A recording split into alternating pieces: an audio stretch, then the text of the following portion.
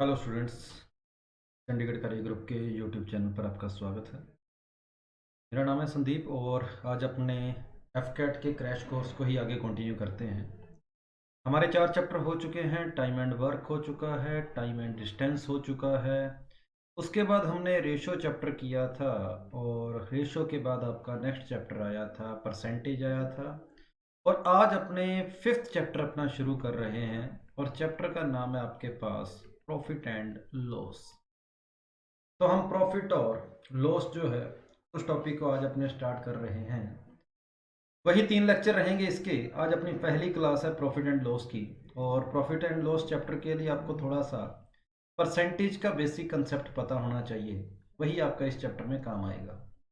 और चाहे अब आपका एफ कैट का एग्ज़ाम हो, चाहे आपका एग्ज़ाम सी डी एस का हो, दोनों पेपरों के अंदर आपके लगभग 2 क्वेश्चन इसमें से आ जाते हैं। 2 क्वेश्चन एफ कैट में भी आपको मिल जाएंगे और 2 क्वेश्चन आपके पास सी डी एस के पेपर में भी इस चैप्टर में से रहते हैं। तो इसके लिए ज़्यादा कोई डिटेल से आपको एक बार करने की ज़रूरत नहीं है। बस छोटी सी बात याद रखें कि कम में खरीद कर ज़्यादा में बेचोगे तो आपका प्रॉफिट होएगा। ये बात सभी को पता होगी। और अगर ज़्यादा में खरीद कर कम में बेचोगे तब आपको लॉस होगा। तो जितने में खरीदा जाता है उसको अपने सीपी बोलते हैं, कॉस्ट प्राइस। और जिस रेट पर कोई चीज़ बेची जाती है जितने रुपए में, उसको अपने सेलिंग प्राइस बोला जाता है। तो प्रॉफिट कब आएगा? जब सस्ता खरीद कर महंगा बेचेंगे तो प्रॉफिट होगा, और महंगा खरीद कर जब अपनी किसी चीज़ को सस्ता बेचेंगे तो लॉस होगा। अब रही बात परसेंटेज की, चाहे प्रॉफिट परसेंट हो चाहे लॉस परसेंट हो, परसेंटेज हमेशा सीपी पर निकाली जाती है। ये आपके लिए इस टॉपिक की सबसे मेन बात रहेगी कि परसेंट हमेशा कॉस्ट प्राइस पर ही देखा जाता है। चाहे प्रॉफिट परसेंट बोल दे, 20% आपको प्रॉफिट बोल दिया या 30% आपको लॉस बोल दिया, तो ये जो परसेंटेज का साइन हटाकर हम अपॉन में जो 100 लिखेंगे वो आपका सीपी को बताया करेगा।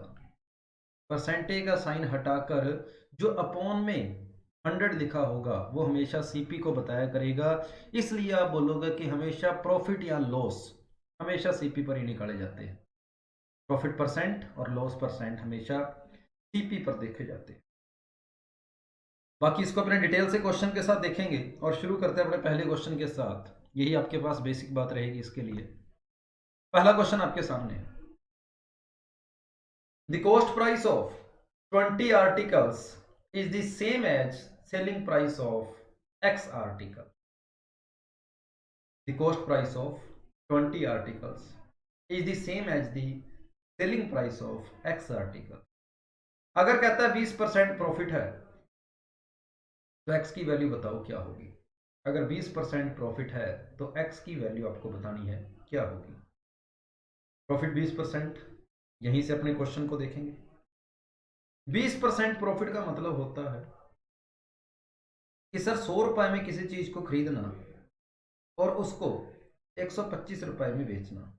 20% प्रॉफिट का मतलब ये होगा कि 100 रुपए अगर आपका कॉस्ट प्राइस है तो 125 रुपए आपके पास उसका सेलिंग प्राइस होगा। मतलब ये हुआ कि अगर आप सीपी और एसपी का रेशो देखोगे तो आपको 4 और 5 मिलेगा कि सीपी का और एसपी का रेशो 4:5 है। अब उसने ये क्या बोला है? कह रहा है the cost price of 20 articles. 20 articles का कॉस्ट प्राइस, एक आर्टिकल का कॉस्ट प्राइस मान लिया सीपी है और एक आर्टिकल का सेलिंग प्राइस मान लिया, कुछ भी होगा एसपी मान लिया। उसने बोला है कि 20 आर्टिकल का कॉस्ट प्राइस बराबर है एक्स आर्टिकल के सेलिंग प्राइस के। 20 आर्टिकल का कॉस्ट प्राइस जो है वो कुछ आर्टिकल्स के सेलिंग प्राइस के बराबर है। तो यहां से आपने एसपी और सीपी का जब रेशो देखा तो एसपी और सीपी का रेशो यहां से आ रहा है 20/x आ रहा है। 20/x जो है वो आपका एसपी और सीपी का रेशो आ रहा है। और अगर आप यहां से एसपी और सीपी का रेशो देखेंगे तो वो आपके पास 5/4 आ रहा है। उधर से सेलिंग प्राइस और कॉस्ट प्राइस का रेशो आपके पास 20/x आया, इधर से सेलिंग प्राइस और कॉस्ट प्राइस का रेशो आपके पास 5/4 आया। तो दोनों सेलिंग प्राइस और कॉस्ट प्राइस के रेशो हैं। तो दोनों को हम आपस में इक्वेट कर देंगे कि 5/4 बराबर हो जाएगा 20/x। तो यहां से x की वैल्यू आपके पास 16 आ रही है। मतलब ये हुआ कॉस्ट प्राइस अगर 20 आर्टिकल का कॉस्ट प्राइस और 16 आर्टिकल्स का अगर सेलिंग प्राइस अगर बराबर है तो उसका मतलब होगा 25% प्रॉफिट, उसका मतलब हो जाएगा। समझ आया होगा क्वेश्चन हमने किया क्या था। 25% प्रॉफिट का पहले मतलब देखा था। इसका मतलब होता है सर 4 रुपए में कोई चीज खरीद कर 5 में बेचना। फिर उसने बोला था 20 आर्टिकल का कॉस्ट प्राइस जो है वो सेम है selling price of x article. तो 20 आर्टिकल का कॉस्ट प्राइस सेम कर दिया एक्स आर्टिकल्स के सेलिंग प्राइस के। तो यहां से एसपी और सीपी का रेशो निकाला और यहां से एसपी और सीपी का रेशो निकाला, दोनों हमारे पास बराबर हैं, तो एक्स की वैल्यू 16 आ जाएगी। तो ये आपके पास पहला क्वेश्चन रहेगा। दूसरे क्वेश्चन की ओर बढ़ते हैं। A vendor bought toffee at 6 रुपए। किसी वेंडर ने 1 रुपए के अंदर 6 टॉफियां खरीदी और बोला है 1 रुपए के अंदर कितने टॉफी बेचे कि उसको 20% का गेन हो, उसको 20% का गेन हो। तो जब कभी परसेंटेज की बात होगी, आपको बताया था शुरुआत आपने इस परसेंटेज से करनी है। 20% गेन का मतलब हो गया, 20% गेन का मतलब हो गया कि कॉस्ट प्राइस आपका अगर 100 रुपए है तो सेलिंग प्राइस आपके पास 120 रुपए हो जाएगा। यहां से जब आपने इसको कैंसिल किया तो आप बोलोगे कॉस्ट प्राइस अगर मेरा 5 रुपए है तो सेलिंग प्राइस मेरा 6 रुपए हो जाएगा। इसका मतलब आप समझ गए होंगे। 5 रुपए के अंदर कोई सामान खरीदा और उसको अगर आप 6 रुपए के अंदर उतना ही सामान बेचोगे तो आपको 20% का प्रॉफिट होगा। तो उसने बोला है कि 1 रुपए के अंदर मैं 6 खरीद के लाता था, 1 रुपए के अंदर 6 खरीद के लाता था। तो जब मैं परचेज करने की बात करूंगा तो 1 रुपए के अंदर उसने 6 खरीदे, 1 रुपए के अंदर 6 टॉफी खरीदी। और जब सेल करने की बात आई, सेल करने की बात आई तो उसने 1 रुपए के अंदर कितनी बेची, ये क्वेश्चन में पूछा गया है। 1 रुपए के अंदर कितनी बेची। अब क्वेश्चन में क्या बोला गया है कि कितनी बेची ये पूछा गया, मतलब एक्स की वैल्यू मेरे से यहां पर पूछी गई है और कॉस्ट प्राइस और सेलिंग प्राइस का रेशियो आपके पास 5:6 है। तो यहां पर सबसे पहले आपने क्या करना है, ऐसे क्वेश्चन को करने के लिए क्या करना होता है, 2-3 तरीके चलते हैं। या तो जितनी क्वांटिटी खरीदी गई है उतनी ही क्वांटिटी आपको बेचनी पड़ेगी, तभी आप प्रॉफिट या लॉस की बात कर सकते हैं। तो सबसे पहले मैं यही बात लगाकर देखता हूं कि जितना सामान मैंने खरीदा है उतना ही अगर मैं बेचूंगा तभी मैं प्रॉफिट और लॉस की बात करूंगा। तो यहां पर 6 खरीदी है, बेची एक्स है, तो दोनों को बराबर करो। इसको एक्स से मल्टीप्लाई करके, इसको 6 से मल्टीप्लाई करके, इधर एक्स से किया है तो इधर भी करना पड़ेगा, इधर 6 से किया है तो इधर भी करना पड़ेगा। तो क्वांटिटी आपकी सेम होगी। जितनी क्वांटिटी परचेज की थी उतनी ही क्वांटिटी सेल करी है। बस इतना है कि कॉस्ट प्राइस x रुपए है और सेलिंग प्राइस 6 रुपए है, और हमने इन्हीं दोनों को इसी रेशियो के बराबर रख देना है। ये आपका कॉस्ट प्राइस है इतने आर्टिकल्स का, ये आपका सेलिंग प्राइस है इतने आर्टिकल्स का या फिर टॉफी का। और यहां हम कॉस्ट प्राइस और सेलिंग प्राइस का रेशियो निकाल ही चुके हैं कि 5/6 आ रहा है। तो यहां पर भी कॉस्ट प्राइस और सेलिंग प्राइस का रेशियो हो जाएगा x/6 हो जाएगा। तो यहां से आप डायरेक्ट देख सकते हैं कि x की वैल्यू आपको 5 मिल रही है। इसका मतलब 6 खरीद कर आप 5 बेचेंगे 1 रुपए के अंदर तो 20% का गेन होगा। किया क्या हमने, एक बार दोबारा देखो, 20% गेन था और 20% गेन का मतलब है 5 रुपए की चीज को 6 में बेचना। उसने बोला था 1 रुपए में 6 टॉफी खरीदी, 1 रुपए में कितनी बेचे। तो हम प्रॉफिट एंड लॉस बताने के लिए हमने क्या करना होता है कि जितने आर्टिकल या टॉफी खरीदी है उतनी ही बेचनी होती है, तभी मैं प्रॉफिट और लॉस की बात करता हूं। तो खरीदी 6 थी, बेची x है, तो दोनों को बराबर किया, उसको x से मल्टीप्लाई करके इसको 6 से मल्टीप्लाई, और अगर यहां x से किया है तो इधर भी करना पड़ेगा, इधर 6 से किया तो इधर भी करना पड़ेगा। मतलब x में खरीद कर 6 में बेचूंगा, और यहां बोला था 5 में खरीद कर 6 में बेचूंगा, मतलब x की वैल्यू आपके पास 5 आ गई, x की वैल्यू 5 आ गई। समझ आ गई होगी बात। ये एक तरीके से मैंने बेसिक बताया है, डायरेक्ट आपको पता लग ही जाएगा ये कि 20% का मतलब होता है 5 से 6, और इसमें से यहाँ पर 6 दे रखा है तो दूसरे वाला आपका 5 हो जाएगा। डायरेक्ट आप इस तरीके से भी कर सकते हो, लेकिन इस तरीके से करने का बेसिक कारण जो था वो आपके सामने है कि हम ऐसे डायरेक्ट क्यों कर सकते हैं। तो ये सेकंड क्वेश्चन है। तीसरे क्वेश्चन की ओर बढ़ा जाए। तीसरा क्वेश्चन कुछ इस तरीके से, A shopkeeper expects a gain of 22% on each cost price. If in a week his sale was रुपये 392, what was his profit? उसका प्रॉफिट कितना होगा? उसकी सेल हुई है 392 रुपए की। तो आपने सबसे पहले देखा कि सीपी अगर आपका 100 रुपए है तो आपके पास 22.5% का प्रॉफिट हो गया। तो सेलिंग प्राइस आपके पास आ गया, सेलिंग प्राइस हो गया 122.5। तो क्वेश्चन में बोला है कि जब सेलिंग प्राइस आपके पास 392 होगा तब आपको कितना प्रॉफिट हुआ, ये क्वेश्चन है। कि अगर आप 122.5 रुपए के अंदर कोई चीज बेचते हो तब आपको 22.5 का प्रॉफिट होता है, और अगर आप 192 के अंदर कोई चीज बेचोगे तब आपको उसमें से कितना प्रॉफिट है।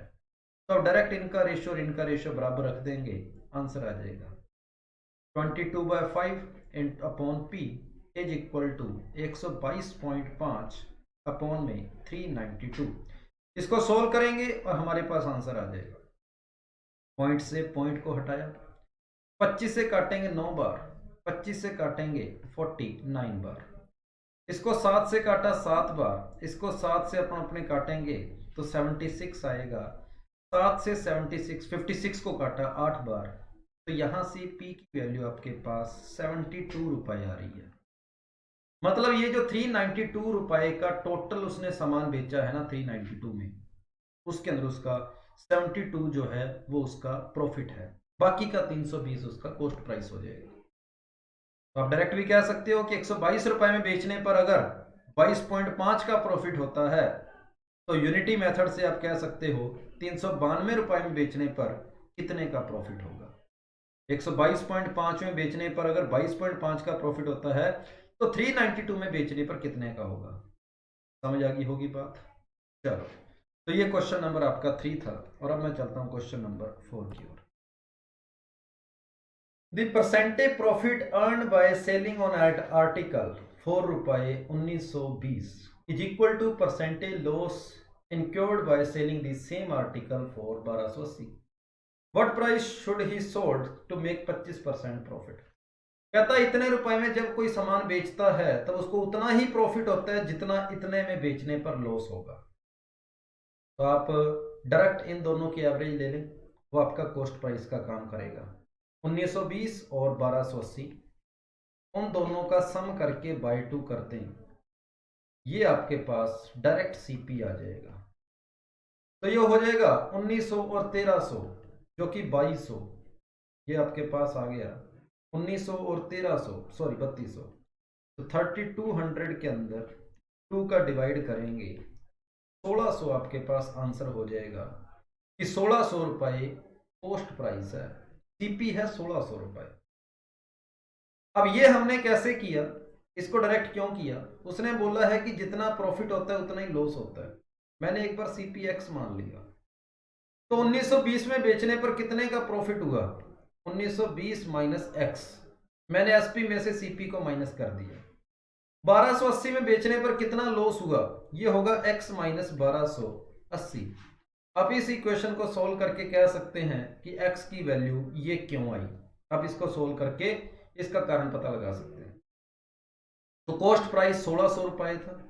अब इस 1600 रुपए कॉस्ट प्राइस के ऊपर उसको 25% का प्रॉफिट चाहिए, तो 1600 को 25% प्रॉफिट चाहिए, तो आपका आंसर आ जाएगा 2000। इस क्वेश्चन का आंसर हो जाएगा 2000 हो जाएगा, क्योंकि 1600 का जो 25% होता है ना वो 4000 रुपए होता है, हाँ सॉरी 400 रुपए होता है। 1600 का 25% जो है वो 400 रुपए होता है। 400 रुपए उसका प्रॉफिट है, 1600 रुपए उसका सीपी है, तो एसपी उसका 2000 रुपए हो जाएगा। तो ये क्वेश्चन नंबर 4th, परसेंटेज पर based profit and loss, question का आंसर आपका फर्स्ट ऑप्शन आएगा। 5वें क्वेश्चन की ओर बढ़ा जाए। कुछ इस तरीके से। ऑन सेलिंग 17 balls at रुपए 720 there is a loss to the cost price of 5 ball। 5 balls के कॉस्ट प्राइस के बराबर उसको क्या हो गया, लॉस हो गया। तो मैंने सबसे पहले लेट कर लिया, let cost price of 1 ball, cost price of 1 ball equal to 1 रुपए।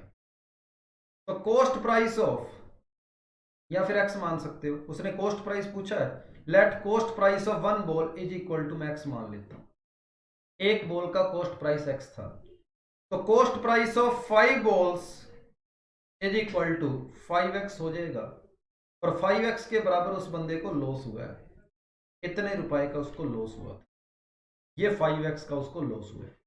जब उसने 720 के अंदर कोई सामान बेचा है तब की बात हो रही है। अगर 720 में उसने कोई सामान बेचा है और 17 बॉल्स उसने बेची है, 17 बॉल 720 रुपए में जब वो बेच के आया, तो उसको 5 बॉल के कॉस्ट प्राइस के बराबर उसको लॉस हुआ, मतलब लॉस जो है 5x है। और 17 बॉल्स अगर बेची है तो उसके पास 17 बॉल्स थी, तो कॉस्ट प्राइस ऑफ 17 बॉल्स उसके पास था 17x, ये उसका कॉस्ट प्राइस था। कॉस्ट प्राइस था उसके पास 17x, लॉस हो गया 5x का, और सेलिंग प्राइस उसका दे रखा है क्वेश्चन में 720 रुपए। तो 5x उसका लॉस है, 17x उसका कॉस्ट प्राइस है, 17x में खरीद कर 5x में का कोई लॉस होएगा, तो सेलिंग प्राइस आप इन दोनों से बता सकते हो कि SP 12x होएगा। 17x में खरीद कर 5x का लॉस होगा, तो इसका मतलब सेलिंग प्राइस जो है वो 12x है।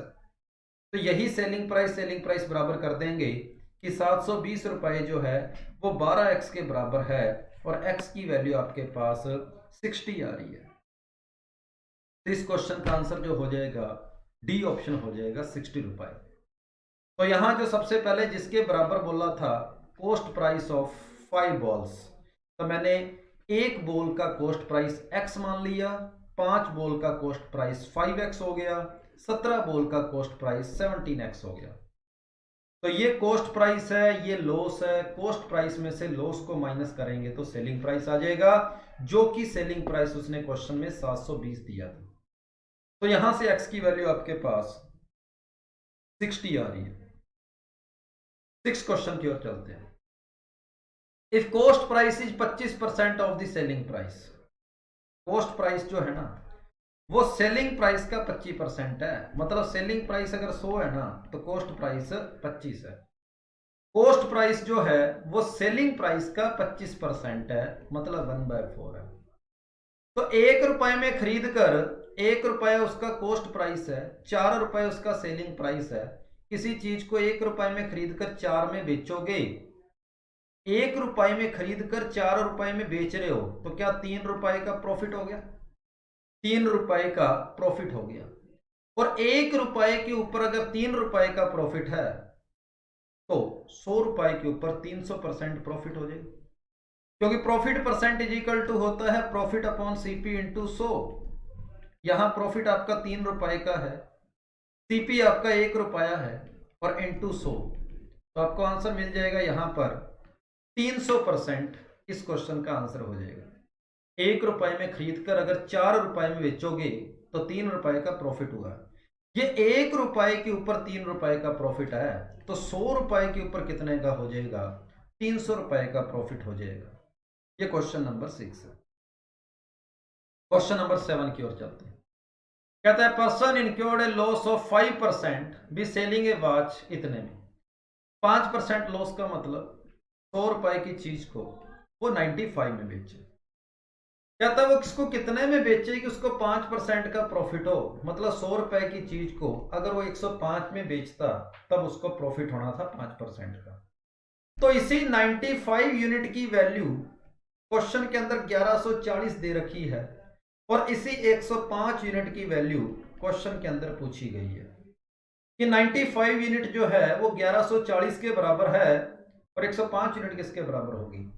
तो इसको अगर आप कैंसिल करोगे 19 से, तो यहां से पता लगा कि 5 यूनिट बराबर है 60 के, 5 यूनिट बराबर हो गया 60।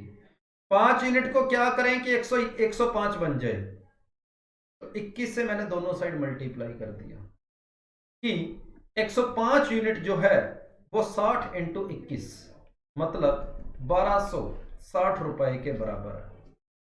तो क्वेश्चन नंबर 7 का आंसर सी ऑप्शन आ जाएगा 1260 कि 95 यूनिट जो है वो 1140 के बराबर है, तो 105 यूनिट किसके बराबर हो जाएगी 1260। डायरेक्ट आप यूनिटी रूल से कर सकते हैं। तो ये था हमारे पास क्वेश्चन नंबर 7। क्वेश्चन नंबर 8 की ओर बढ़ा जाए कुछ इस तरीके से। By selling an article of रुपए 800 ए shopkeeper make a profit of 25%। 800 रुपए में कोई चीज बेचता है तो उस बंदे को 25% का प्रॉफिट होता है, 25% का profit. At what price should he sell, वो कितने रुपए के अंदर बेचे, at what price should he sell the article so as to make a loss of 25%। कहता है उसको 25% का प्रॉफिट नहीं चाहिए, 25% का लॉस चाहिए। तो 25% प्रॉफिट का मतलब था 100 रुपए की चीज को 125 में बेचना। 25% लॉस का मतलब है 100 रुपए की चीज को 75 में बेचना। तो 125 यूनिट की वैल्यू क्वेश्चन में 800 दे रखी है और 75 यूनिट की वैल्यू क्वेश्चन में पूछी गई है। बस इतनी सी बात थी। तो सबसे पहले मैंने इसको 5 से कैंसिल किया तो ये आया 25 यूनिट बराबर, यहां 5 से कैंसिल किया तो 160। 25 यूनिट अगर 160 के बराबर है तो हमें 75 यूनिट चाहिए, तो दोनों को 3 से मल्टीप्लाई कर दो तो 75 यूनिट आपके पास 480 रुपए के बराबर हो जाएगी। कि 75 यूनिट जो है वो 480 के बराबर हो जाएगी और आपके पास आंसर इस क्वेश्चन का डी ऑप्शन आ जाएगा। ये 125 यूनिट अगर 800 के बराबर है तो 75 यूनिट आपके पास 480 के बराबर हो जाएगी। तो ये था हमारा क्वेश्चन नंबर 8 और अब चलते हैं क्वेश्चन नंबर 9 की ओर। The cost price of 20 articles is same as the selling price of x article, the profit is 25%। ये क्वेश्चन हमारा हो चुका है, ये रिपीट हो गया क्वेश्चन। इस क्वेश्चन का आंसर हमारा 16 आया था, थोड़ी देर पहले ही हमने इस क्वेश्चन को किया है। तो लास्ट क्वेश्चन के ऊपर चलते हैं, ये हमारा लास्ट क्वेश्चन है। इसमें क्या लिखा गया है, the sale price of an article including the sales tax is 616। Sales tax को मिलाकर जो सेलिंग प्राइस है वो 616 बना है। The rate of sale tax is 10%। ठीक बात है। If shopkeeper has made a profit of 12% then cost price of article is, article का कॉस्ट प्राइस क्या था ये क्वेश्चन है। The sale price of an article includes the sales tax is रुपए 616। तो क्वेश्चन बोला है कि रेट ऑफ जो सेल टैक्स है वो 10% है। If the shopkeeper has made a profit of 12% then cost price of the article पूछा गया क्या होगा। चलो देखो, अगर मान लो 100 रुपए के अंदर कोई वो चीज बेचता, 100 रुपए के अंदर कोई चीज बेचता तो 10% उसका टैक्स लगता और इसका 10% टैक्स मतलब वो सामान को 110 रुपए के अंदर बेचता। इसका मतलब यही था कि 100 रुपए इसका एमआरपी वगैरह होता बेचते टाइम, उसको 10% का टैक्स लगाकर उसको 110 रुपए के अंदर बेच देता। फिर कह रहा है, अगर कहता है 616 की बजाय यहां पर क्वेश्चन में बोला गया है कि यहां 616 है, तो 110 रुपए जो है ना, मतलब जो मेरी 110 यूनिट है वो 616 के बराबर है। और अगर 110 यूनिट मेरे पास 616 के बराबर है तो यहां से आप इसको अगर 11 से कैंसिल करोगे तो आप देखोगे कि 10 यूनिट जो है वो आपके पास 56 के बराबर होएगी और 100 यूनिट आपके पास जो है वो आपके पास 560 रुपए के बराबर होगी। मतलब सेलिंग प्राइस किसी चीज का 560 रुपए था पर वो 10% टैक्स लगने के कारण, वो 10% टैक्स लगने के कारण वो 616 बन गया, वो 616 बन गया। अब 560 का सेलिंग प्राइस जो है ना वो 20% प्रॉफिट, 12% प्रॉफिट होता है। 560 रुपए बेचने पर उसको 12% का प्रॉफिट है। तो 12% प्रॉफिट का मतलब है 100 यूनिट के अंदर 100 रुपए की किसी चीज को 112 में बेचना, ये हो गया 12% प्रॉफिट। और ये जो 112 यूनिट है ये क्वेश्चन में 560 के बराबर अब बोल रखा है तो 100 यूनिट पूछी गई है किसके बराबर होगी। तो 112 यूनिट अगर 560 के बराबर है, 112 यूनिट बराबर है आपके पास 560 के, तो एक यूनिट आपके पास बराबर हो जाएगी 5 रुपए के, और 100 यूनिट आपके पास बराबर हो जाएगी 500 रुपए के। और इस क्वेश्चन का आंसर हो जाएगा सी ऑप्शन। तो सबसे पहले हमने 616 रुपए जो टोटल सेलिंग प्राइस था उसमें से 10% टैक्स कम करके बिना टैक्स का सेलिंग प्राइस निकाला, और उस सेलिंग प्राइस से बाद में हमने कॉस्ट प्राइस निकाल लिया। तो 2 बार परसेंटेज का कंसेप्ट लगा था इस क्वेश्चन में, और इसी क्वेश्चन के साथ आज की क्लास को ओवर करते हैं और कल इसी टॉपिक को अपने कंटिन्यू करेंगे यहीं से। थैंक यू सभी को, जय हिंद।